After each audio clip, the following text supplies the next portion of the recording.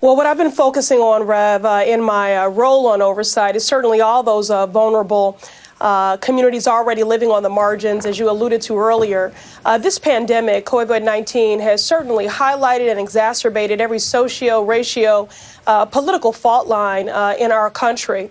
And I'm just advocating to make sure that when we are talking about those that are most vulnerable, our low-income residents and citizens, those experiencing homelessness, our seniors, that we are also including the incarcerated men and women who are certainly amongst one of the most vulnerable populations, and given the crowding and overpopulating in our prisons, for a confluence of other reasons that we won't get into in this interview, Rev, but you are certainly well aware of, are an ecosystem in a petri dish for the spreading of this pandemic, which is why I partnered with my colleagues, Representative Velasquez, Ocasio-Cortez, and Tlaib,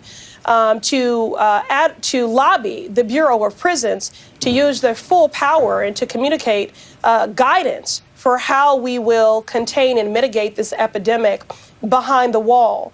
Specifically, do they have access to testing?